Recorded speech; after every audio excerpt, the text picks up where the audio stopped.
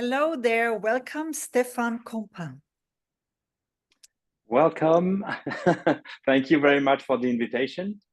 I'm really glad you joined the challenge to be on the red couch today. You were nominated by our mutual friend, Ken Nicol-Lane. And yeah, we have a lot of little interesting stories to get into. So maybe, first of all, tell us something that people can't read about you on the internet. Well, I'm going to tell you something. If you dig a bit, you could find it. Okay. But now it's far down on my LinkedIn profile. Maybe 2 weeks into the COVID time, my business coach told me that I should be a bit more visible on LinkedIn and that I should do videos. And I said, no way, I don't like to do videos. I hate it. And then the week after, he said, oh, did you do a video? And I said, well, I did a video, but I cannot put it on LinkedIn.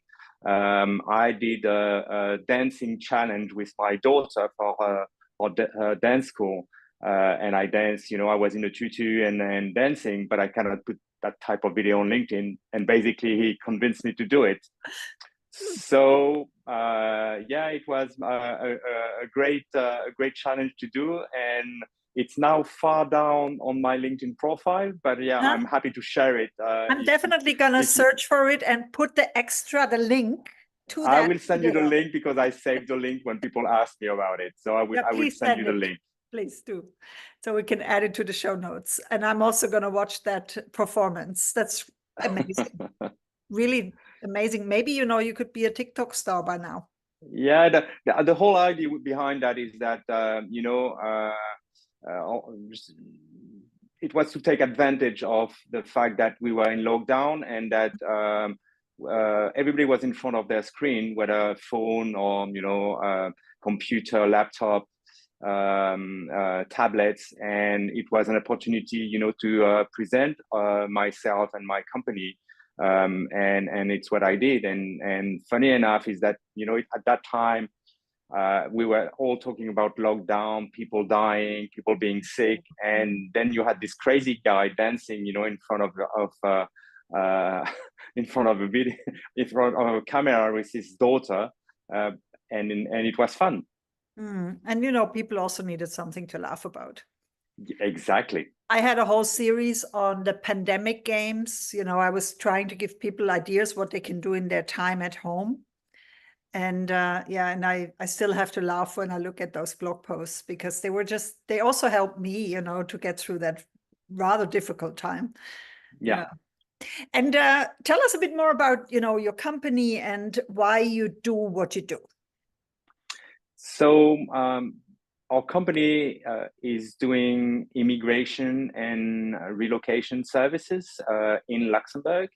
So basically, I've always worked in the mobility industry. I started in the moving industry, did most of my career working for big international groups in France and Luxembourg.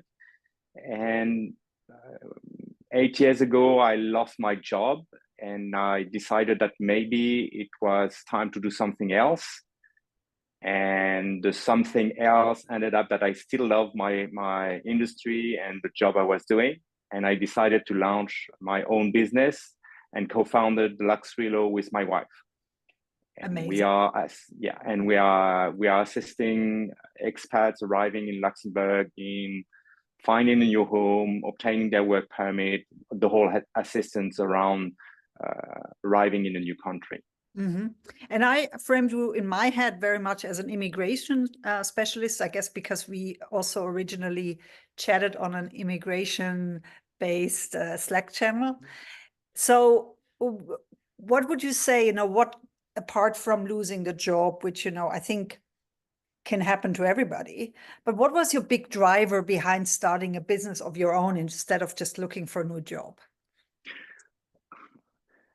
I always said that I would never be an entrepreneur, that it wasn't for me, that it was too scary, and that I would never do it.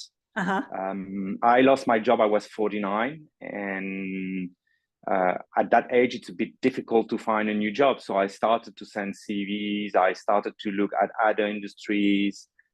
And finally, I said, okay, you know, I loved what I was doing, but I was never able to do it the way I wanted. So maybe it's, you know, if I cannot find a job, why not create my own job? And it's how it started. And my wife was already working as a freelancer for relocation companies in France or Belgium, assisting in Luxembourg. And I said, okay, you have the experience for the operation. I know how to run a company. So let's start from there. And it's how it started. And I never thought I would be an entrepreneur. Now, thinking about it, I said, why didn't I do it before? But at the same time, having worked for big corporation, I was able to avoid a lot of the mistakes that, you know, young entrepreneurs can make when they start. Maybe I have, you know, maybe they are a bit more crazier when they are younger. The younger generation, you know, they can go, they go and try it. I'm a bit more cautious, but well, that's. But I'm making less mistake, I think. Fantastic, and you know, I commend everybody who has their own business. So one of the things, you know, I love about being an entrepreneur is that I can just be creative, because working in HR has always been a bit limiting. You know, it's like you're sort of in that role profile and this is what you're supposed to do. But then, you know, people sometimes have a lot of different ideas and interests. And as an entrepreneur, at least you get to try to learn new things on a daily basis. Yes, and you can try, and it's really what I like about it. Talking about, you know, business development and marketing, I was a bit limited in the companies I used to work for, because it's very corporate. You have to follow the process and so on. Processes are great, but here, you know, when you are your own boss, you know, you can use your personal branding. I'm really 100% using my personal branding on social media, making videos, and I can say things that maybe when you are in the corporate world, working for big corporation, you are not able to do. That's true. Yeah. And I think, you know, what's also important is something you also mentioned is this is when you have your own business, especially in global mobility, I think it's a wonderful way to bring the human touch back and to be really focused on the customer and the expat experience.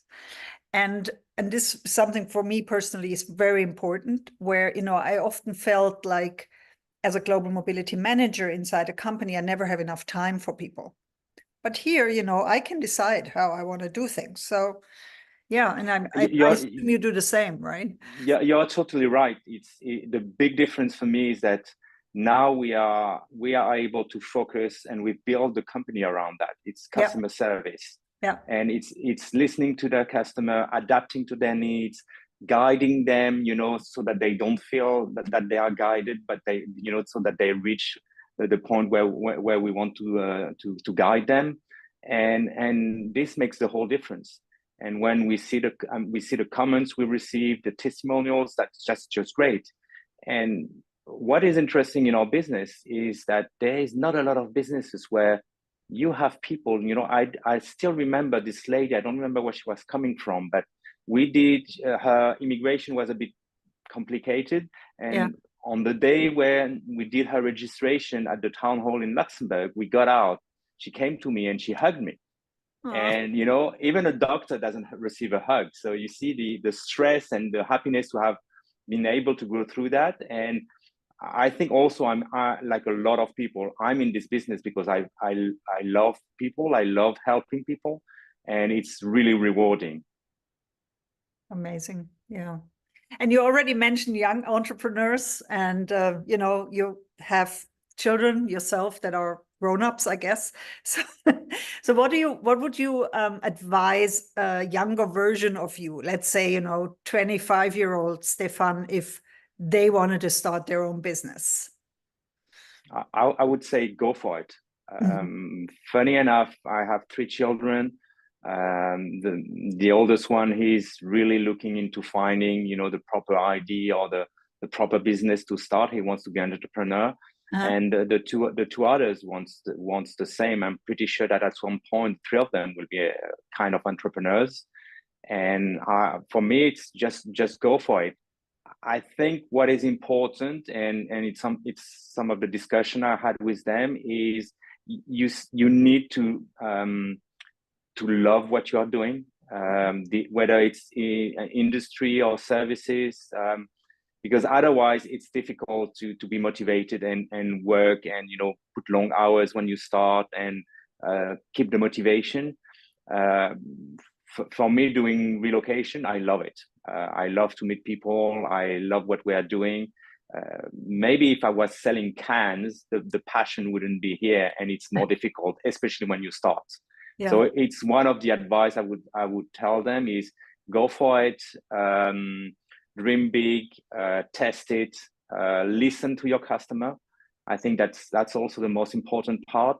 We tend, some people tend to sell their product or services without listening to the feedback of their customers, and that's not the best thing to do.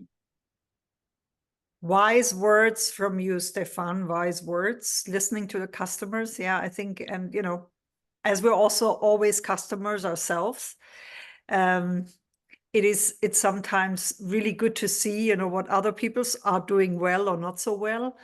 I have started to give feedback everywhere now because I realize how important it is.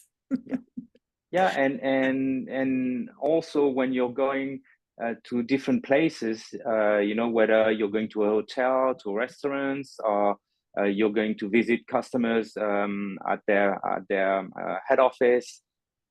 What is important is also to see what they are doing well or better than you, so that you can maybe use it to adapt it to your company. And like you said, I didn't used to give a lot of feedback when I was going to a hotel or using a service. Now I'm doing it more and more because I see that it helps both to improve if I saw things that are not so great, but also to show that they are doing well in what they are already providing as services. Yeah, exactly.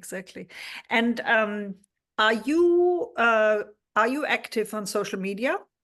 Or how do you advertise? I'm really active on social media. So when I started the company, we didn't have a lot of money to invest in marketing, and I already knew at that time that traditional marketing, billboards and publication in magazines, where it's a lot of money. I couldn't afford it, and I was sure it didn't really work well. It's something that is a bit old-fashioned, or maybe it depends in which service or industry. So I really focused on social media, and my main channel is LinkedIn, but I also have an account on Twitter, X now, on Facebook. I have Instagram. I have TikTok, and the idea is to reach the biggest audience. And I'm doing a mix of more personal things because people buy from people, so they need to know who I am. And a lot of people reach out to me because they saw my post about training for my first marathon, or because I posted on my holiday saying that even if you are an entrepreneur, needs to rest as well, need to relax to recharge his batteries. And I think with that, people relate to you. And when they start to relate to you, they start to trust you, and they are maybe more willing to buy your services. So I really invest a lot of time doing a mix of personal posts and more professional posts about our services. I'm starting also for maybe 1 year to post about entrepreneurship, sharing my experience, how I started as an entrepreneur, what are my struggles. This week I posted about the main tools I'm using in terms of IT tools, whether it's in marketing, in finance, just sharing my experience. Yeah, That's great. I've actually been thinking about running a workshop on this topic because I'm supporting in my, like pro bono, I'm supporting an organization for migrants and refugees who want to start a business. And last week we conducted a workshop on building trust in the Swiss market and, how that is important for the sales funnel. And then, they were asking me like, how do you organize yourself? And I thought, I could actually run a workshop on how to organize yourself as an entrepreneur because there's a lot of things you need to learn, but it's also some of it is also just good tools. Yeah, exactly. Yeah. And we were talking about personal branding. I've done workshops on personal branding because, of course, like we said, it's easier when it's your own business, you're an entrepreneur, because you are a bit free to do what you want. But on the other side, you can still do that if you're working for a big corporation. You have ways to do some personal branding. You have way to make a difference when you are putting a post on social media, whether you are a lawyer, whether you're an accountant. I know accountants that are doing great things on social media. They are not allowed, I think, in Luxembourg to do any promotion or any advert, but you can do things that show who you are and what kind of services you provide to your clients. Yeah, and I think personal branding is also important if you want to have thought leadership. So no matter what you do, I think it is a good thing to get started on early, and then obviously you can use different kind of content, produce different things. And really, for the people who will listen to this podcast, they shouldn't be afraid to start. Because you don't try to make it perfect. You need to be you. And this is something that I understood a bit late. And I think that my dancing video helped me, is that you cannot be liked by everybody, but you need to be genuine. If you try to make a perfect video and you try it 20 times and it's not you anymore. So it's better that you do a 1 minute video and you make mistakes and and it's not straightforward, it's not clear, but at least it's genuine, and then you can improve as you move forward. Yeah, I absolutely agree with you. And for me, as a coach, that's also really important because people, they want to work with somebody they can trust, somebody that they like. And they don't want to, work with a robot, because otherwise they could just ask ChatGPT to tell them what to do with their lives and work. Yeah.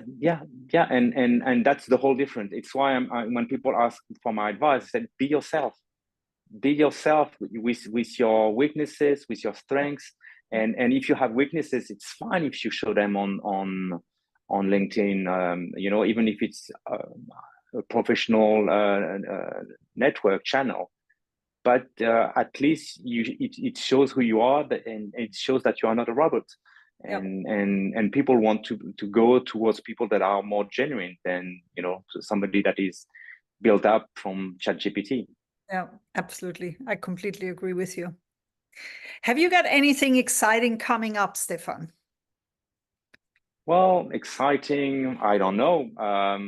We are expanding our business, so it's despite what's the economical, political environment around the globe. We are doing well for the start of the year. Our clients are still hiring and moving their employees around, which is great.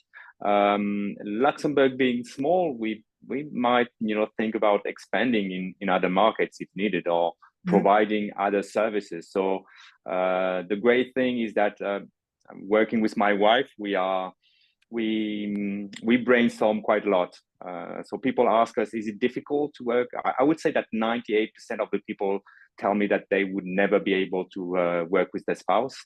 But for us, it's working perfectly well. We have she's working on operations and HR, and I'm working on sales, development, and finance. And we have our management meeting when we have long drives or going on holidays or meetings. And it helps to think about new projects. And when you are two, it's much easier than when you are alone. when you have a business partner, in my case, it's my wife, but it helps not to be alone, and just to throw ideas as well and say, okay, do we go for it? Do we wait? It's much easier than to be alone. Awesome. Well, it sounds like you have it all worked out. And ups and downs, of great. course. I mean, Yeah. being an entrepreneur and being a human being, it's just it's not linear. You have ups and downs in your family life and in your business life, but Yeah. that's part of the game. My wife always says, yeah, being an entrepreneur, it's like a bit like a chess game. It's a play. You have to make a move. Sometimes you lose, sometimes you win, but you need to have fun. Yeah. Yeah. And sometimes, when you have some difficulty or blockages, I also think it's really worthwhile looking at what's going on inside of you. Yeah. But totally. I notice that most of the time when there's some sort of a block or when we're not moving forward, it's because of something in my head. So, when you work through these things, suddenly, pew. Yeah. And you were talking about coaching, and it's something that we started a long time ago. So we are going to be 8 years. The company is going to be 8 years, and I think we started 5 years ago to have a mentor business coach, and it helps a lot just to step back and help you mentally, and yeah, sometimes you need, if you need to see somebody to help you because you don't feel good, and it's easier to talk to somebody that knows how to help you than talking to your friend, your colleague, or your family, because then it's less emotional. Yeah, true. Absolutely. And I think the main problem, I think originally I'm French, but I think like for people in France, even if it's starting to change a bit, is that people want to do it alone. They say they don't need help. They don't need outside help, which is, I think, completely stupid. Everybody needs some help at some point. And I mean, now I also spend a part of my time helping other people, giving advice to young entrepreneurs or to people that have, grown up companies, but they are happy to be able to exchange with somebody that is outside their industry and have my feedback or advice on their new product, their new service, their issues, HR issues, finance issue, whatever, because it's much better to have a discussion and to brainstorm than to do it alone. Absolutely. Absolutely. Well, Stéphane, it was great talking to you. And I look forward to watching the video. Yeah, I will send you the link. You will have a good laugh. Will do. All the best to you and your wife with your business. And thanks a lot. And I look forward to meeting in Luxembourg. I'm waiting for you in Luxembourg with great pleasure, and looking forward to listening and watching the podcast. Will do. Thank you. Have a great Thanks a lot. Bye-bye. Yeah, you too.